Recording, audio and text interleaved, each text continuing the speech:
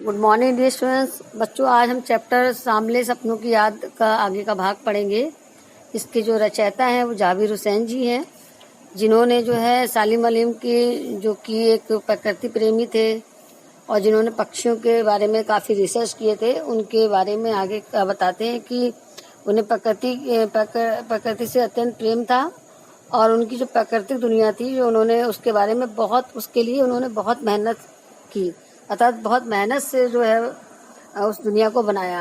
और प्रकृति की दुनिया में उन्होंने इतनी मेहनत से तैयार की, लेकिन उसके पीछे भी कई लोगों का हाथ है, जो जैसे कि उनकी पत्नी, जिसके बारे में उन्होंने यहाँ पर लेखक ने जिक्र किया है कि जो है उनकी पत्नी का भी इसमें काफ़ी योगदान रहा है और जो उन्होंने उस मेहनत से तैयार की है।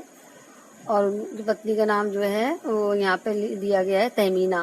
उनका जो है जो उन्होंने दुनिया बनाई थी, प्राकृतिक दुनिया बनाई थी सालिम अली ने, उसमें उनका बड़ा योगदान था। और जो कि उनके स्कूल में उनके साथ ही पढ़ा करती थी। अब आगे एक और पात्र इनके बारे में बता रहे हैं लेखक यहाँ पर कि अपने लंबे रोमांचकारी जीवन में ढेर सारे अनुभवों के मालिक सालिम अली एक दिन केरल की साइलेंट वैली को रेगिस्तानी हवा के झोंकों से बचाने का अनुरोध लेकर चौधरी चरण सिंह से मिले।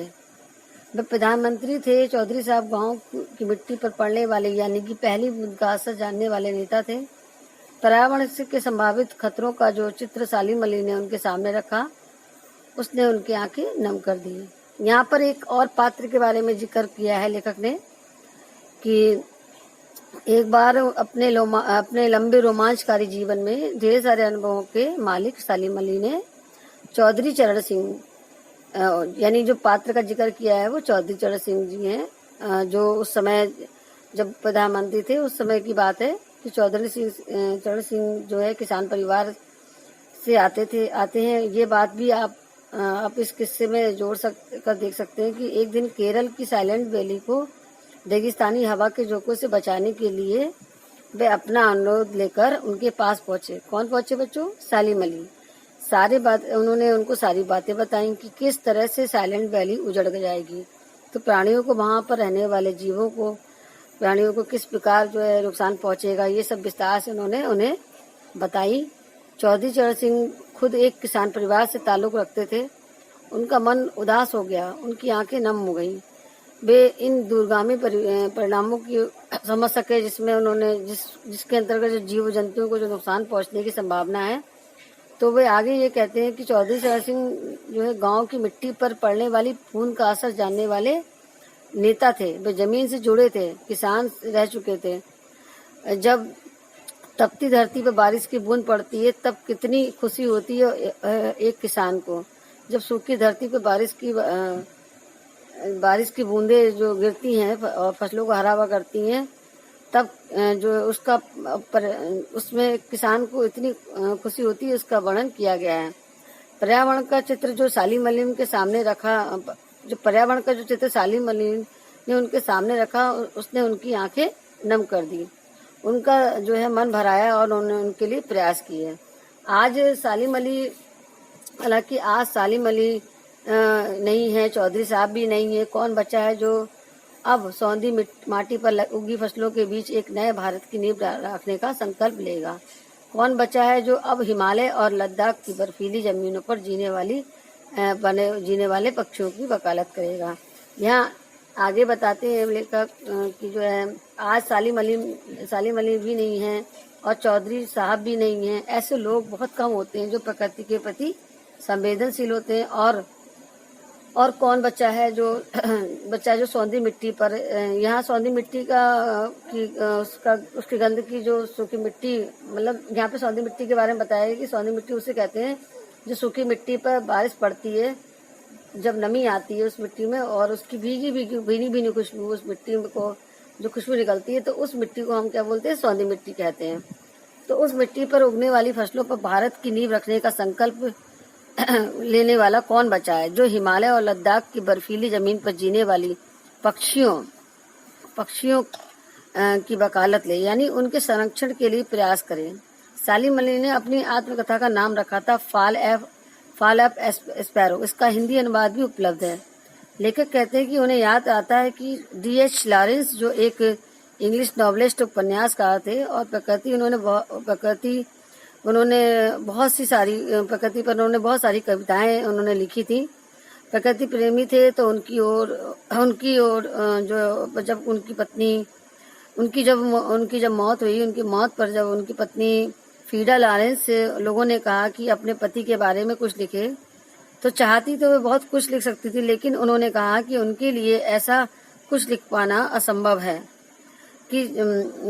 होगा कि छत पर बैठी जो है गौरैया जो है वही उनसे अधिक जानती। यानी कहने का यहाँ पे मतलब है कि उनकी पत्नी ने कहा कि मैं उनके बारे में इतना नहीं लिख सकती जितना ये छत पे बैठी गौरैया जो है उनको जानती है, और मुझसे ज्यादा वो बेहतर जो छत पे बैठी गौरैया है वो जानती है।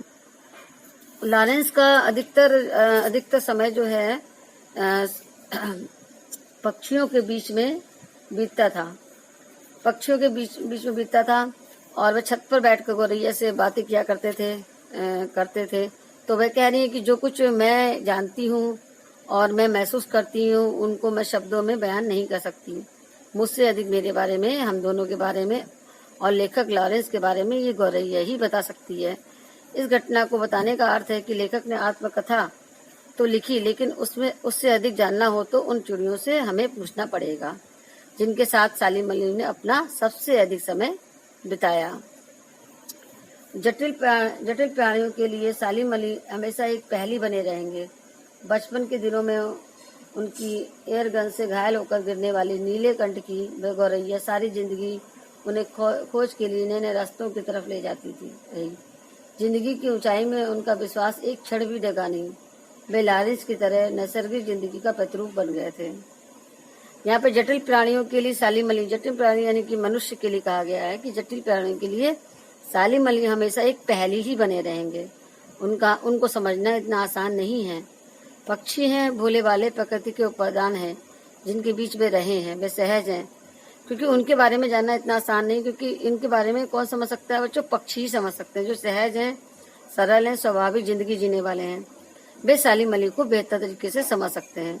ये जटिल प्राणी जो है सालिम अली को कभी समझ नहीं पाएंगे।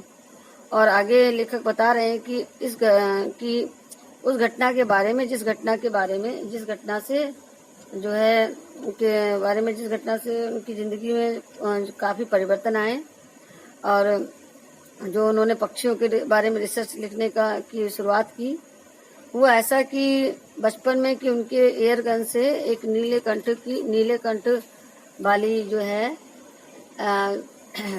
वाली चिड़िया जो है घायल हो गई, और नीले कंठ वाली जो है गौरैया वो घायल हो गई। और इस घटना से उन्होंने पक्षियों के बारे में लिखने के बारे में रिसर्च करने का निर्णय लिया।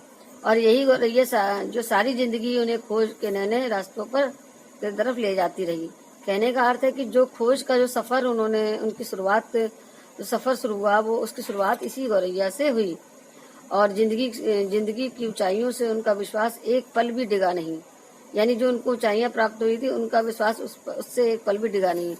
सालिम अली को कि बहुत सी ऊंचाइयों के लिए पुरस्कार मिले, पद्म विभूषण मिले, उनको जो कुछ मिला, उनको तो इतने सम्मान उनको प्राप्त हुए, लेकिन उसके बाद भी उनके सहज और सरल जो सम्मान है जो उनके, तो वो सहज और सरल व्यक्तित्व को नहीं बदल पाया, अर्थात वे हमेशा सहज और सरल व्यक्तित्व के मालिक रहे। उन्होंने अपनी जो सादगी पर इसका कोई असर नहीं होने दिया। और वे कह रहे हैं कि मतलब आगे लेकर बताते हैं कि लॉरेंस जिस तरह से सहज और स्वाभाविक रहा करते थे, उसी प्रकार उनकी जिंदगी भी नैसर्गिक जिंदगी का प्रतिरूप बन गई। तो जो नैसर्गिक लाइफ है, स्वाभाविक है, सहज है, सरल है, उसी तरह की जिंदगी वे जिया करते थे। और आगे इसके देखिए आगे लेखक बताते हैं कि सालिम अली जो है प्रकृति की दुनिया में एक टापू बनने की बजाय अथाह सागर बनकर उभरे थे। जो लोग उनके भ्रमणशील स्वभाव और उनकी यायावरी से परिचित हैं उन्हें महसूस होता है कि वो आज भी पक्षियों के सुराग में ही निकले हैं और बस अभी उसी गले में लंबी दूरबीन लटकाए अपने खोजपूर्ण नतीजों के साथ लौट आएंगे। जब तक वे नहीं लौटते क्या उन्हें गया हुआ मान लिया जाए? मेरी सालिम अली, तुम लौटोगे ना? आगे लेखक बताते हैं कि सालिम अली जो है प्रकृति दुनिया में ठू बनने की जगह की बजाय अपने आप को सीमित रखने की बजाय वो आपको अथाह सागर बनकर उभरे थे। मतलब वो एक सीमित क्षेत्र में नहीं रहना चाहते थे, बल्कि अपने को एक सागर की भांति जो है बनाकर उभरे थे। उन्होंने अपने आप को किसी एक स्थान पर सीमित नहीं रखा। उन्होंने अपनी जिंदगी जो है जिंदगी में जितनी खोजें की वे सभी दिशाओं में की। भारत की जो है पक्षियों के बारे में जानकारी प्राप्त करना, उनके बारे में कुछ जानकारी हासिल करना, ये सब जो है उनका स्वभाव था। उनकी यायावरी जो है यायावरी और उनके भ्रमणशील स्वभाव इसी प्रकार दुनिया में हर जगह गए। मतलब उनका जो स्वभाव था वो यायावरी और भ्रमणशील स्वभाव था। वो एक जगह रहने वाले व्यक्ति नहीं थे, बल्कि वो भ्रमणशील स्वभाव के व्यक्ति थे और अपने को एक दुनिया में सीमित नहीं रखना चाहते थे। उनको जो मौका मिलता था तो जहाँ भी जानकारी उनकी जानना चाहते थे तो वहाँ पे पहुँच जाते थे। उनका जो स्वभाव था वो घूमते रहने का था, जानकारियाँ इकट्ठी करने का था। उन्हें महसूस होता है कि वे आज भी, यानी लेखक को महसूस होता है कि वे आज भी बच्चों की खोज में जो है वो निकल पड़े हैं और निकलते हैं। ये उनकी मृत्यु नहीं है, बल्कि ये मौत के सफर पे नहीं है, बल्कि पक्षियों के बारे में और अधिक जानने के लिए निकले हैं। और बस अब जो है गले में लंबी दूरबीन लटकाए हुए अपनी खोजपूर्ण नतीजों के साथ लौट आएंगे। उनके लौटने की, उनकी खोज की उनको आज भी उम्मीद है। जो उनसे परिचित हैं, जब तक वे नहीं लौटते क्या उन्हें क्या गया हुआ मान लिया जाए? तो लेखक यहाँ पे कहते हैं कि वे चले गए हैं, मेरी आंखें नम हैं। सालिम अली, तुम लौट के आओगे ना? लेखक के मन में अभी भी उम्मीद है कि शायद वो लौट आएंगे। तो बच्चों, आज चैप्टर आपका फिनिश हो गया है। अब अगर आपको चैप्टर में कुछ भी समझ में ना आया हो या कुछ भी आपको लगता है कि पूछने वाला है तो आप पूछ सकते हैं, दोबारा मैं आपको एक्सप्लेन कर दूंगी। तो बच्चों, अब मैं इसके क्वेश्चन आंसर आपको लिखवाऊंगी। तो आगे के लिए काम जो है आपको कल मिलेगा। धन्यवाद।